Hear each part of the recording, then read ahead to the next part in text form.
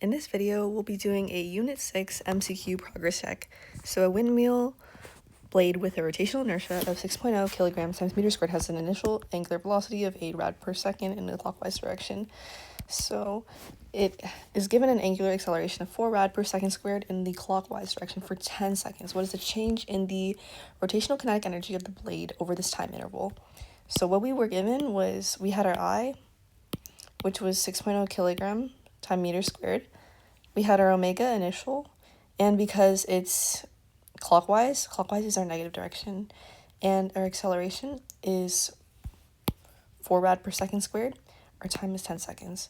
So omega f is going to have the same acceleration as your omega. So omega f is equal to omega initial plus alpha t. That's your first cake equation in your rotational analog, and you're going to have omega f is equal to, substitute in that 8 plus 4 times 10, and you get 48 rad per second squared. Now, in order to find your change in k rotational, you have to take your k rotational formula, which is 1/2 I is equal to omega squared. So then you're going to just put a delta in front of that, which means change. So you're going to take change of k rotational is equal to 1/2 is still a constant, it's going to be the same, and I is still the same as well. But the only thing that's really changing is your angular velocity, which is why you have to take the change in the final angular velocity and the initial. And this is just distributing that square. So then we can just substitute in. We can substitute in our I, which is the 6 right here.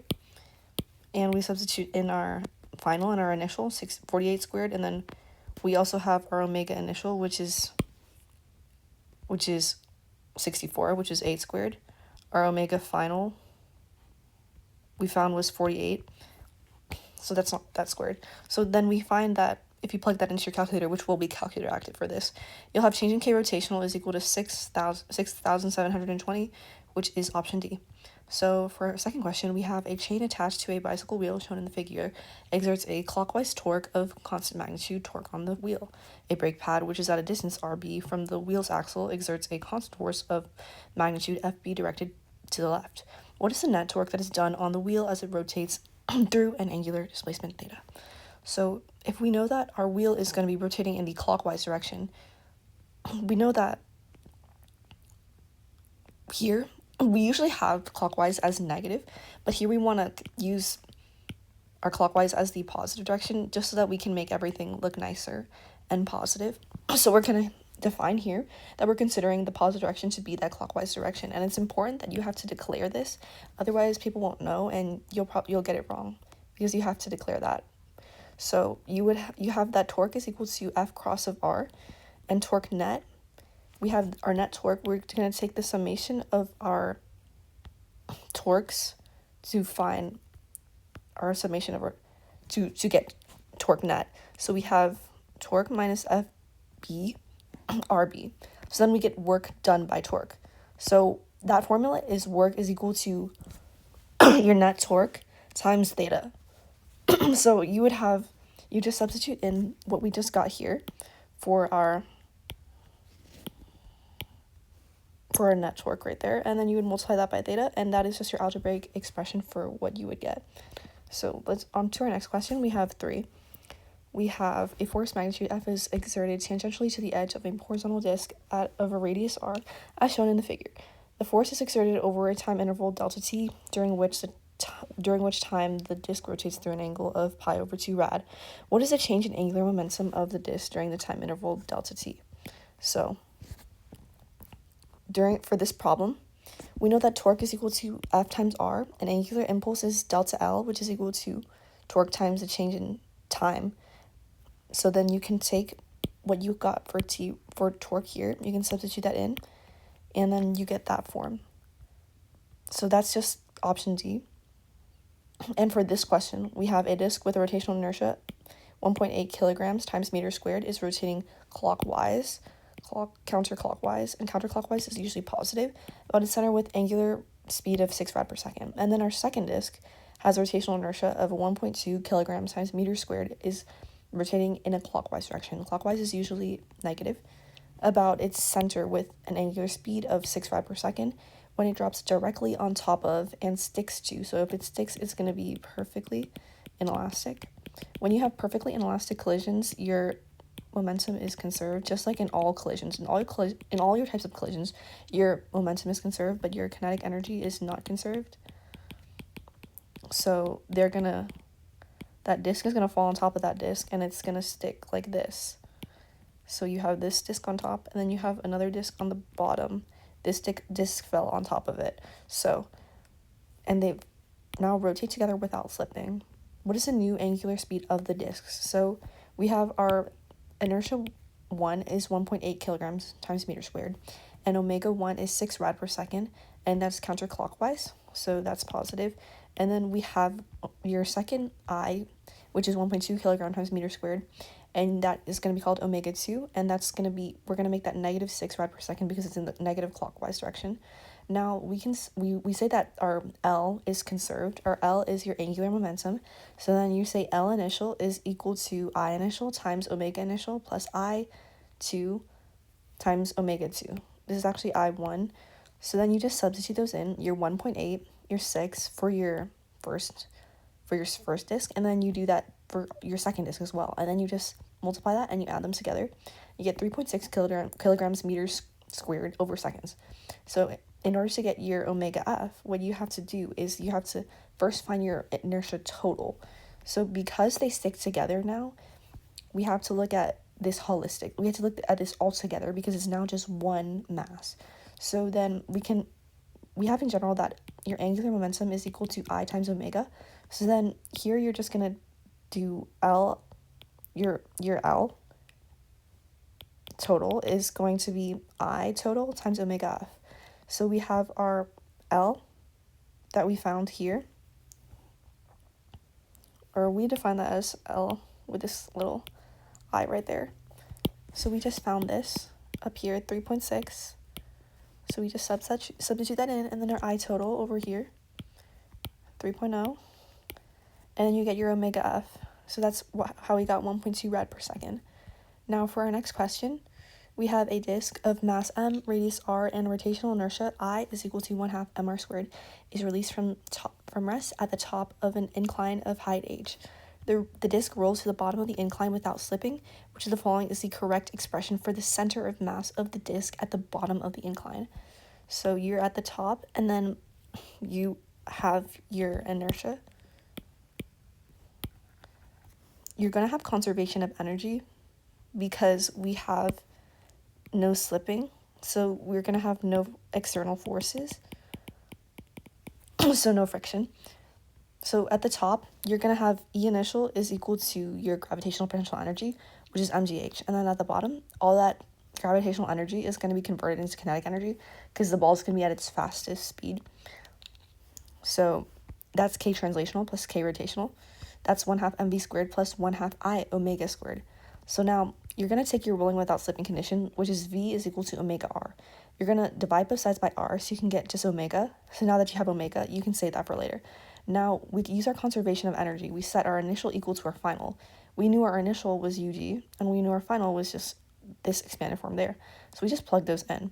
And you're going to plug in your I right here, and you're going to plug in your, instead of your omega, you have that they here, and you get this, and then you just distribute that square to each of those, to the numerator and denominator there.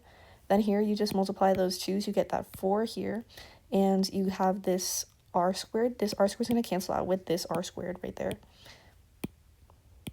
And you still have that v squared, but on both sides you can add these two together now, because 1/2 is equal to 2 over 4 plus 1 over 4 is equal to 3 over 4. So you get mgh is equal to 3 over 4 mv squared, but you have m on both sides, so you can just cancel that m. You get this gh is equal to 3 over 4 v squared, and then you have v squared is equal to 3 over 4 g times h. So v is equal to the square root of 4 over 3 times gh, and that's how you got answer option C. Now, here for this question, we have that the graph shows the rotational kinetic energy, k rotational, and the translational kinetic energy, k translational, of a rigid object as a function of time, times t1 T2 and T3 are indicated on the graph. Which of the following correctly compares the total kinetic energy K of the object at times T1, T2, and T3? So for this question, we have this graph, and we can break it up into 3 regions based off of where they've been marked. So what we're going to do is we have an increase in the beginning. So we have K rotational here, and this is going to be your K. So first, let's look at your K rotational, the black curve, the solid one. So we can see that this is kind of going to be in the middle, and then after that it goes to its maximum, and then it's constant for a bit, and then the K rotational is going to go down from what it was previously. Now for the K translational, the dotted line, we can see that it's below now, and then it goes to the minimum once it's at the T2, and then after that the K translational is going to stay at that minimum. So we see that we can compare the Ks, because when you're at each of these points, let's mark this. So this is going to be our T1. When you're at T1, your K rotational is medium. Your K translational is still relatively high. It hasn't dropped that much yet. So we're going to say that at K1, it's kind of going to be high. And then at T2, you can see your K rotational is at its max, right? And then K translational is going to be, let's just say, less than T1. It decreased. So the increase in K rotational doesn't fully make up for the loss in K translational. So at this point, we're going to say that K2 is less than K1. And then for this T3, the K rotational has decreased from its peak, and the K translational is very low, aka at its minimum. So both of them are lower, so that means that K3 is going to be the lowest. And actually, this is not referring to just those points, because those points are just on K rotational. What it's referring to is all of the summation of the kinetic energy in this row. So we're looking at kinetic energy is equal to K rotational plus your K translational. So it's not just looking at one of those lines, it's looking at the sum of them both. So then as a final comparison, that's how you construct that K1 is greater than K2 is greater than K3. So you're just going to be summing K at different times. Now for this question, we have a varying torque is exerted on a rotating disc. The torque as a function of time of the angular displacement of the disc is represented on the graph. The work done by the torque on the disc from 0 to 2 theta is work 1, and the work done by torque from 2 theta to 6 theta is work 2. Which of the following correctly compares work 1 and work 2? So what you had to do here was you had to calculate what the work was for each of those intervals. So here from 0 to 2 theta, you have to find the area, because work is going to be the area underneath. Work is equal to torque delta theta, so that means your work is equal to that area underneath. So you're going to have 1/2 times 2 theta times 6 torque, so that's 6 torque theta. And then for work 2, you have 1/2 times 4 theta, which is its x, and then 3 torque is its height, so that's 6 torque theta. So they are equal to each other. That's why we have work 1 is equal to work 2. Now for this question, we have the graph represents the net torque exerted on a disc as a function of time. The disc rotates about an axis through its center. At which of the following 2 times is the angular momentum of the disc the same? So how do we know what our angular momentum is? Our angular momentum is the area that is underneath the force, the torque versus time graph. So when you are looking at what the area under the torque versus time graph is, you're only looking at what is going to be in between the line. You're looking at what's in between the line and your x-axis. So basically you're just looking at what is here.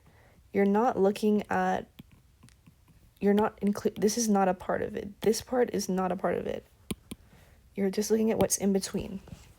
So you just have to find that area. And we're asked when 2 times is the angular momentum of the disk the same.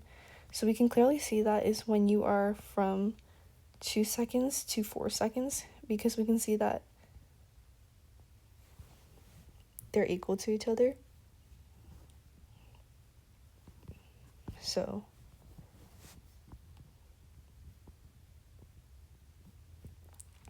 that's because the change in the angular momentum of the disk is equal to the area bound by the graph and the horizontal axis.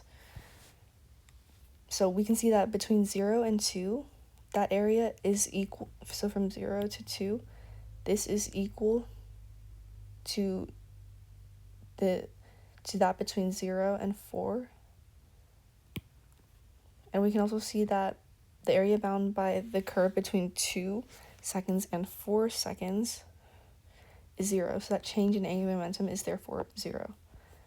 So now let's go on to our next question.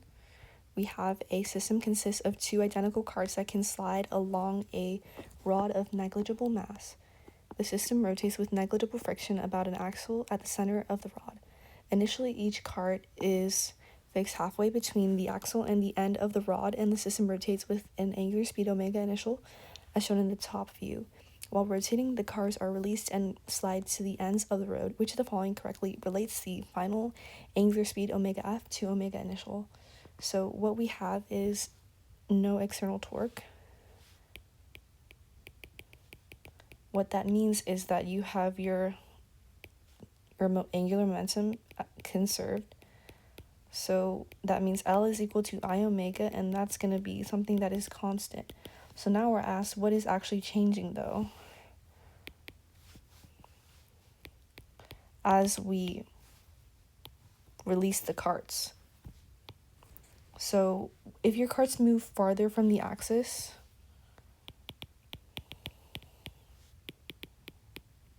that is going to affect your I, because I is equal to mr squared. And if you're adjusting your distance from the axis, that's adjusting your radius. So that means that your I is going to increase. So that means that your final I is going to be greater than your initial I because it's increased from the initial. So now we can write our conservation of delta L, which we already set up there. So we can just write I initial is equal to omega initial is equal to IF omega F. So then omega F is equal to I initial over IF times omega initial. So now all we have to do is compare our initial versus our final radius. So initially, what we had was the carts are halfway. So that means that we have a radius that is R.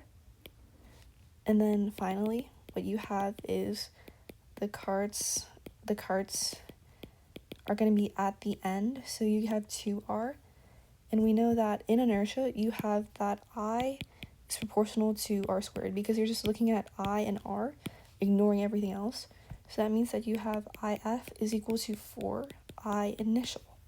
So all you have to do now is take that I that we just found, and then we're going to substitute that into this equation. So you get that omega F is equal to I initial over 4I initial times omega initial. That's equal to 1 over 4 omega initial. So that's how your answer is going to be C. So for this question, 4 systems are in rotational motion. Which of the following combinations of rotational, inertia, and angular speed for each of the systems corresponds to the greatest rotational kinetic energy? So K rotational is equal to 1/2 I omega squared. So we have to see which one has the greatest rotational kinetic energy. So for the first one, it's still going to be equal to, let's actually write this formula up here. So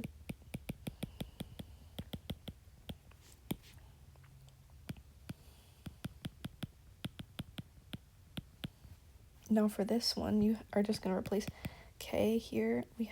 That's our I. We can actually just write it here so it's more obvious.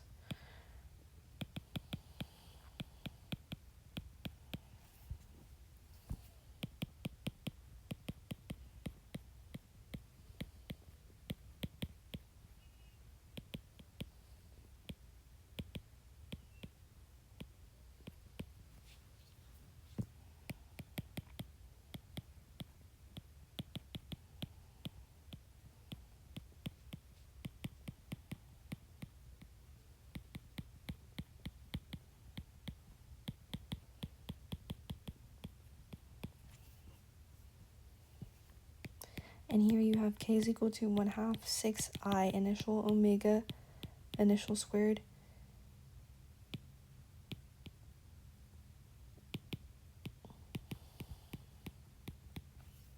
So we can clearly see that a factor of 8 is going to be the largest, which is option B.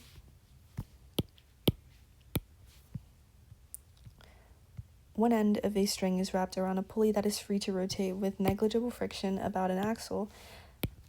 At its center, the other end of the string is attached to a block. The block is released from rest and moves downward with a constant acceleration. Which of the following correctly indicates whether the amount of work done on the pulley by the string does each successive complete rotation remain constant or increases, and provide a valid justification? So we can write that our work per rotation is equal to torque times theta. So for one full rev, you're going to travel, theta is equal to 2 pi. So then you can plug that in for theta. You have torque is equal to 2 pi. So now we have to ask ourselves, is torque constant?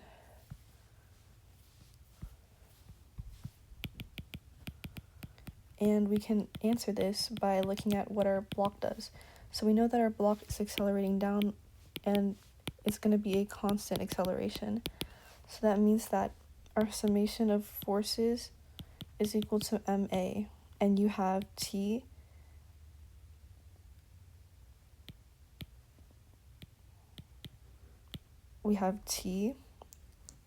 or we can add MA. So you have T is equal to T minus mg, is equal to MA.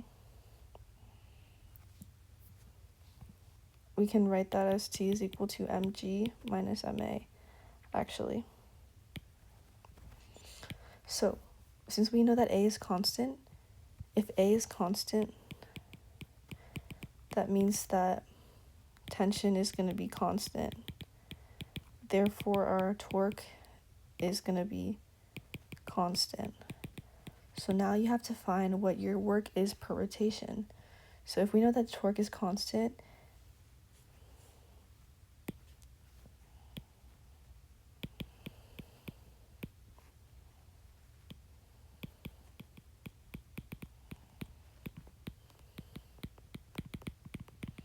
therefore we know that the work is constant, so all this is constant. Now let's check our options. A is going to be our answer.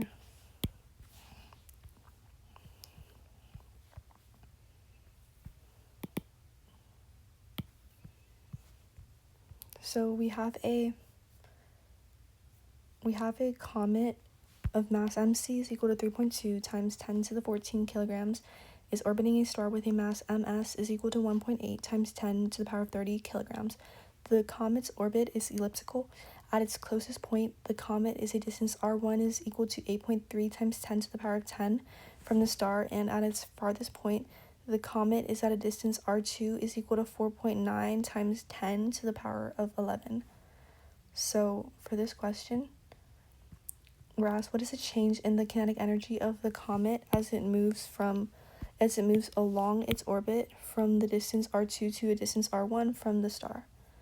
What you're going to have is conservation of mechanical energy. So for our comet star system,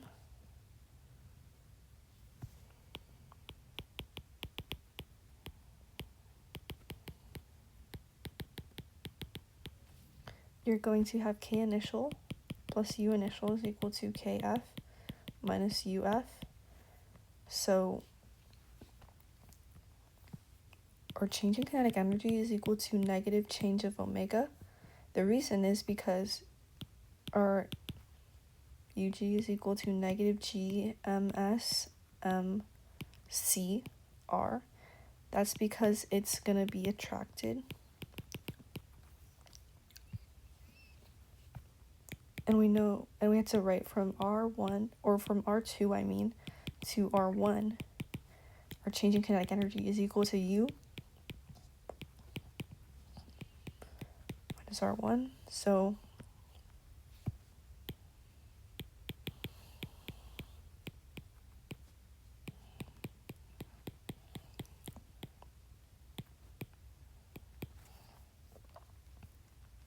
So that's our expression. Now you just have to substitute in our values. So we have 6. We know that for Earth, this is on your formula sheet, I'm pretty sure. 6.67 times 10 to the negative 11 times 1.8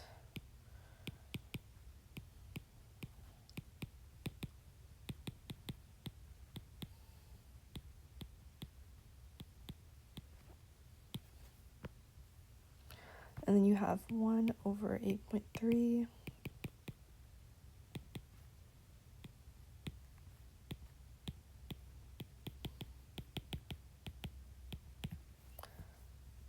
So if you plug that in to Desmos, which you will have, you will get 3.8 times 10 to the power of 23 joules, which is C.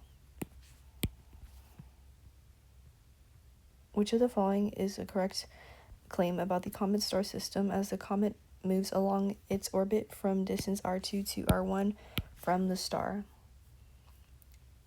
So let's look at each of these. The magnitude of the comet's angular momentum increases. No, that's because the gravity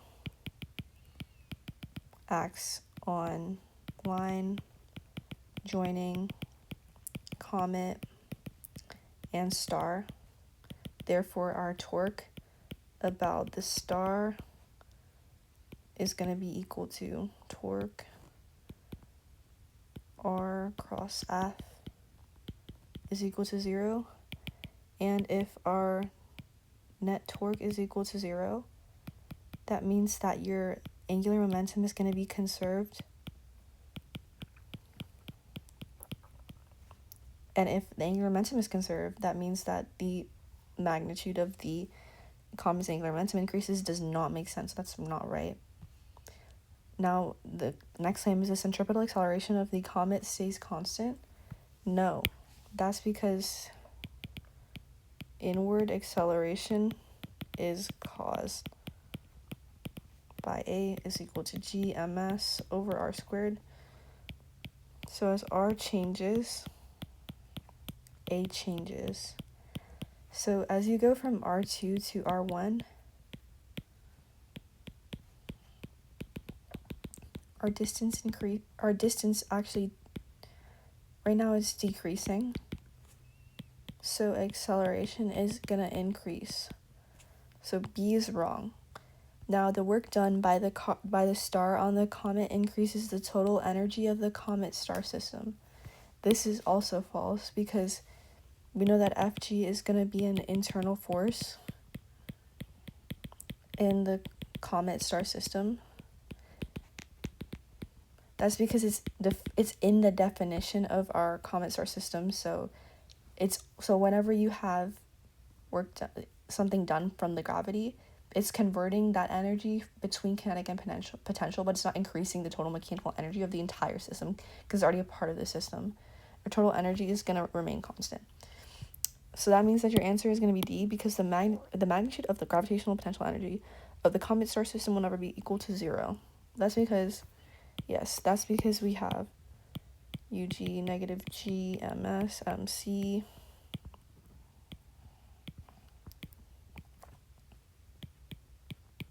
the magnitude is GMS MC over R, and it's only going to be equal to 0 when r is approaching infinity. Really, really big number.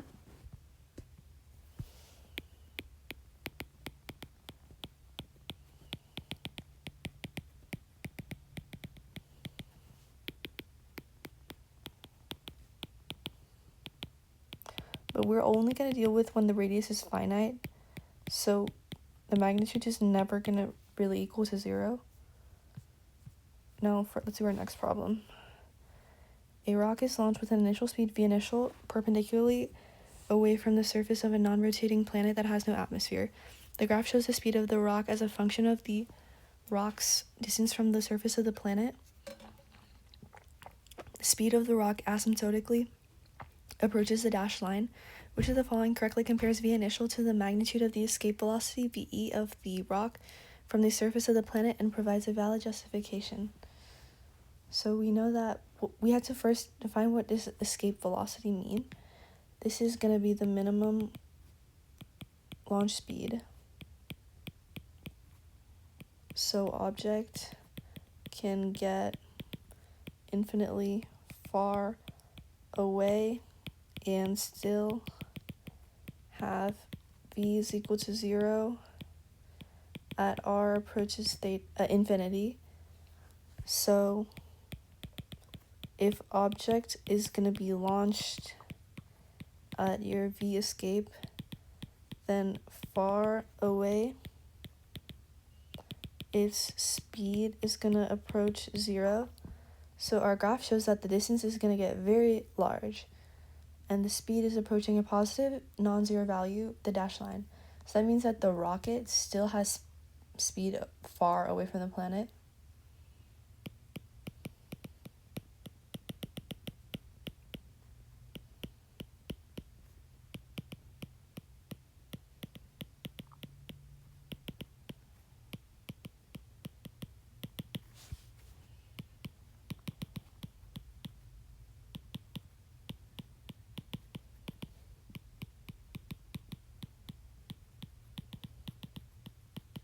That only happens v initial is greater than ve. So because v initial is equal to ve,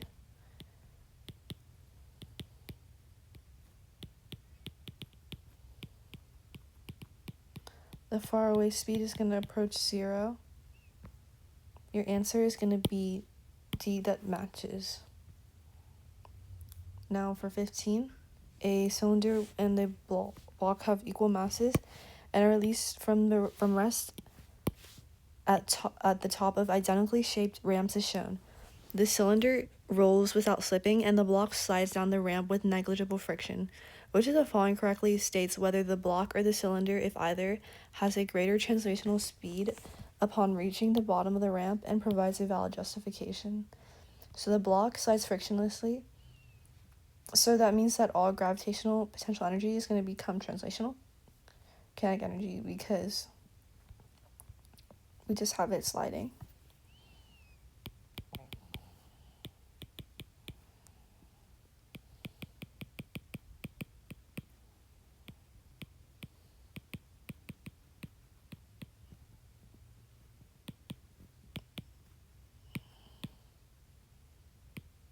You can take the root and you can cancel out m.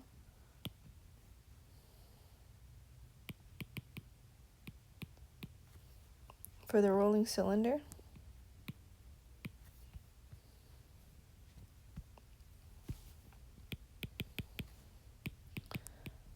we're going to have both translational and rotational kinetic energy. So you have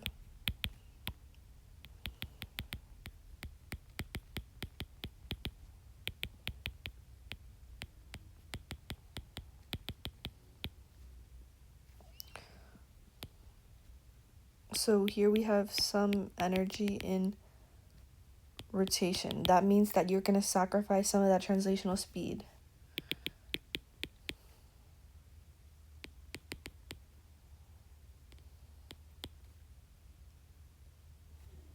So that means your V of your block is going to be greater than your V of your cylinder.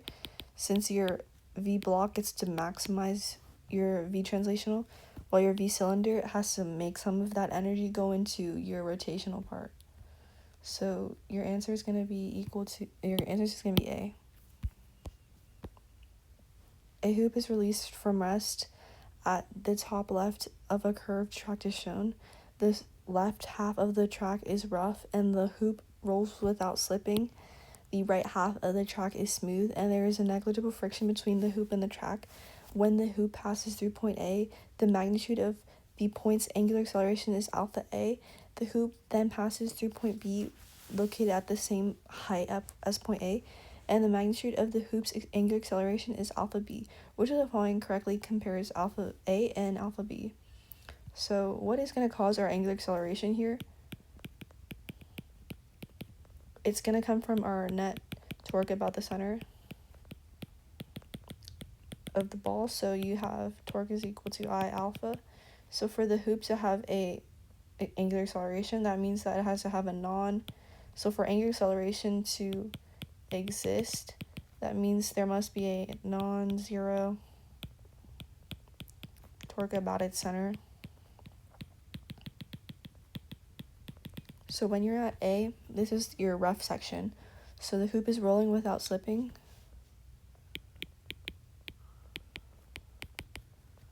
So you have Fs.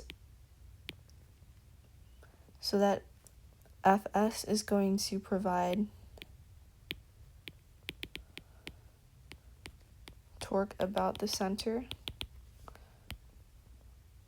because it's going to be going your point of contact's here, right? So that means it's going to be Fs, and your center of mass is there. That's a lever arm.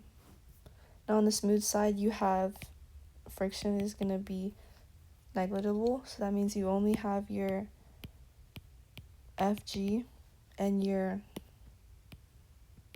Fn and no friction. So there's on this side no net torque about the center. Alpha B is equal to 0. Here alpha A is greater than 0. So your answer is C. Child is standing near the edge of a rotating platform as shown in figure 1. The child platform system is freely rotating with negligible friction about a central axle. The child then slowly walks directly to the center of the platform as shown in figure 2. Which of the following correctly states the change, if any, of the angular speed of the platform as the child walks to the center of the platform? So we gotta remember that in this system, we're never mentioned external torque, because our system is gonna be the child plus the rotating platform. Nothing's added. It's the same child. It's just moving the position of where it is on the thing. So as you go inward, the mass goes to center. So that means that your I is equal to mr squared, right? So that means that as that happens, the r is going to decrease. So that means that the I is going to decrease. Therefore, IF is less than I initial. Now let's put that in our conservation of momentum, right? Yes.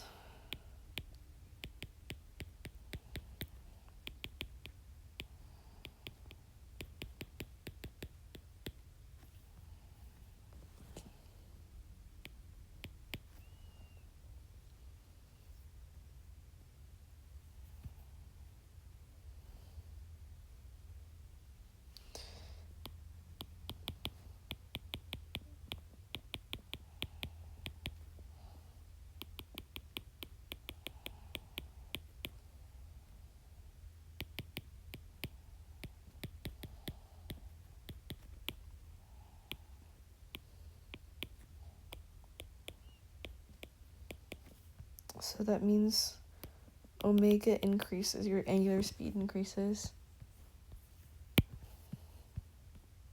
Two rotating objects, A and B have equal rotational kinetic energies. Object A has rotational inertia I, and object B has rotational inertia 2I. What's the ratio, LA over LB, of the two objects?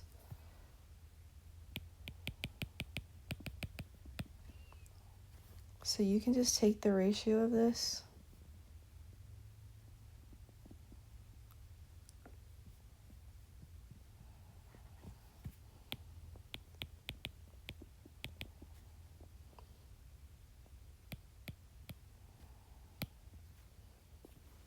They're equal. So you got to be so careful with this. Don't just take the ratio willy-nilly. You have to read the whole question. Don't just jump into it.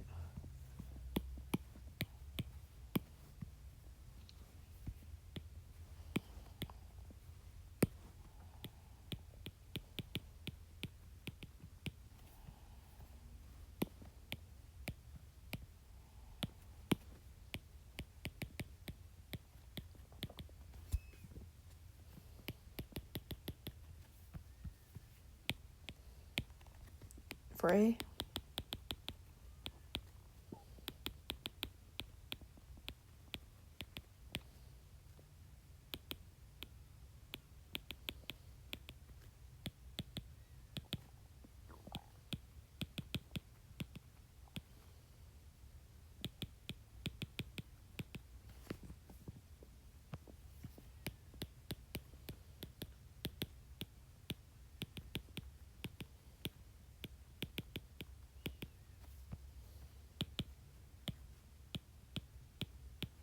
so that's equal to also 1 over root 2, because, for example, you could do root 2 over 2, so then that would be also equal to that as well. So you have a ratio that is 1 over root 2,